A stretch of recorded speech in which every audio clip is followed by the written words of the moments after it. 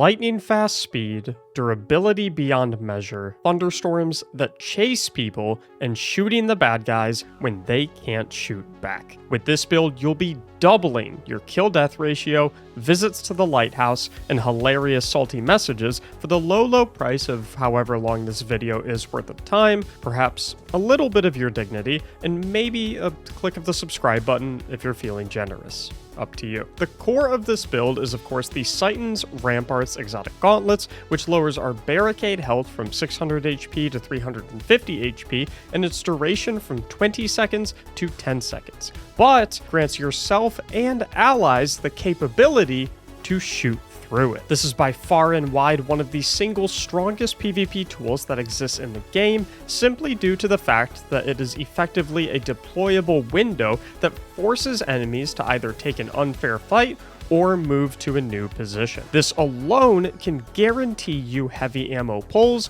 objective captures, and of course, ally revives. And if all that isn't enough, we'll couple this with Towering Barricade, Shoulder Charge, Storm Grenade, and Thunder Crash for one of the most potent PvP builds that has ever existed in the game. Shoulder Charge is what will enable us to absolutely fly around the map, given that it can be used infinitely without being put on cooldown, so long as it doesn't actually hit an enemy. Our Storm Grenade grants us additional territory control by forcing enemies to vacate any currently held position, and prevents enemies from entering or exiting any choke points. And finally, Thunder Crash is the super of choice because it beats literally any super in the entire game, essentially giving you a free pick in a round of Trials of Osiris, which can be easily won with the following 3v2. Along with these base abilities, the Touch of Thunder aspect will also allow our Storm Grenade to roam, chasing enemies to further displace and hinder them.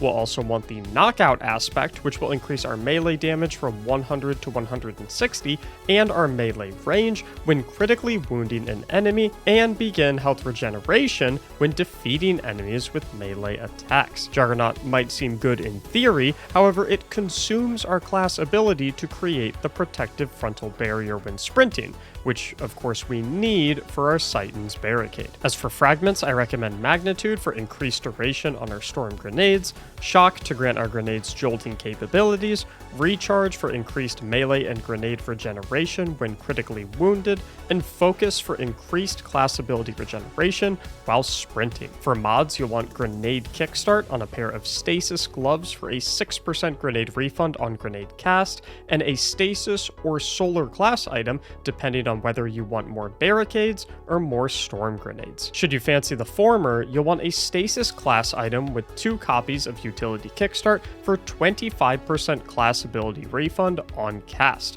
while you'd be better off with a Solar class item with 2 copies of Bomber for a 20% grenade refund on class ability cast if the latter is more your speed. And of course, all of this can be easily copied to your Guardian with just one click using the Destiny Item Manager link in the description down below.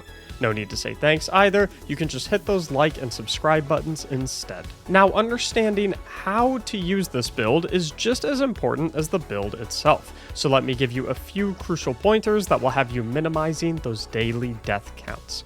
The number one thing you need to master with this build is learning how to deploy your shoot-through shield without putting yourself in danger. Obviously, you are at your most vulnerable in the small time frame spent positioning and deploying your barricade, since your character becomes locked in place with very predictable movement, basically begging to be sniped. However, you of course want to be able to put your shield into lanes so you can sit behind it and shoot enemies across the way. The best way to do this while avoiding the aforementioned vulnerability state is by placing your shield while behind cover. Now you might think that that makes the shield useless, right? How will you move to shoot enemies if you place the barricade in a location where they can't see you? Well, the trick to that is positioning your Guardian ever so slightly behind the edge of cover, so that although the center of the barricade will be useless, the edge on the left or right will extend into the sight lane, providing you your one-way window without any of the safety hazards of setting it up. Now, of course, you won't always be able to set it up in this this manner, specifically in the event that you need to revive a teammate or capture an objective, requiring you to truly go out into the middle outside of cover and put yourself in danger while setting up your shield. Although this is dangerous, unlike the previous use case, there are still some things you can do to minimize the time window that enemies have to fire on you. Your shield can be deployed while sprinting, which will have you slide forward slightly while placing it. Utilizing this trick not only allows you to get to the point of deployment more quickly, but it also makes your character movement significantly more sporadic, making it much more difficult for enemies to land their shots as you set up. You can also reach your deployment destination more quickly by shoulder charging to it, which can actually be pre-charged behind cover by sprinting into a wall before you begin to make your move. As far as gameplay goes, once you actually have the shield up, we've got two main pointers. The first is that although this shield's shoot through nature is extremely powerful, it does pay for it with its lower HP value. As a result, you can't be as comfortable behind this shield as you might be behind a traditional towering barricade. Should 2 or 3 enemies teamfire on your barricade in unison, it will honestly be like it isn't even there. So yes, this barricade is great for holding those lanes and keeping yourself a threat on the map, but always have a retreat plan in order in the event that too many heads poke out to toast you. The second piece of advice is to be willing to leave your shield to find a safer position in the event that you get flanked. Behind your shield is always going to feel like the safest place on the map, and it usually will be. But in the event that you see those red radar pings begin to move to your sides, it's better to reposition and redeploy rather than trying to take a fight on multiple fronts, even if you can block one of them with the shield. As far as the rest of your kit goes, your shoulder charge is a movement tool above all else. These abilities don't one-shot guardians anymore, so try to focus on using it to roam around the map rather than as a killing blow. Finally, we have the storm grenade, which is to be used in the polar opposite manner of your barricade.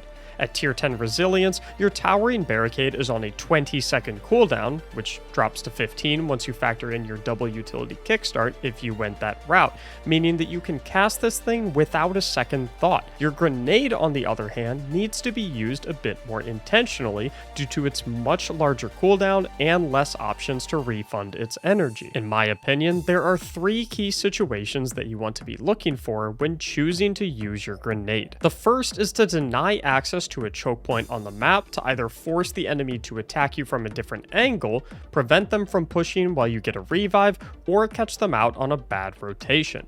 Doing so can effectively put up a theoretical window that locks them into their current position. The second situation is when they are huddled up together in a location where they can't easily escape, due to either a lack of exit options or well spread out ally teammates. A storm grenade in this circumstance forces the enemy to either sit in it and die, or run out like rats while you and your teammates pick them off. The final situation is to lock down an enemy revive or neutral objective. Storm grenades will of course prevent any enemy from reviving a teammate, giving your squad time to push up and lock it down, and deny zone capture for the duration of the grenade. Trust me when I say your brain will want to throw your grenade every time it comes off cooldown, but being intentional with your grenade use can flip matches in your favor so significantly like you wouldn't believe. As for stats, tier 10 resilience is obviously key, followed by maxed out discipline second, recovery third, and intellect fourth. And before I let you go, I want to give you a contingency plan in the event that you run into other players utilizing this build. The only thing stronger than someone using this build is someone who also knows how to beat it. A fellow respected content creator, Lego LaFlash, recently dropped a video on his channel about the #1 counter to the Titan's Ramparts Titan meta, and it all revolves around the perk Cascade Point. If you want more information about all of that, his full video on it is linked in the description. But before you go, please consider liking this video and subscribing to my channel to see more builds in the future, especially if you enjoyed the presentation of the Titan's Arc Titan today. Thank you so much for watching, and as always, have a great day.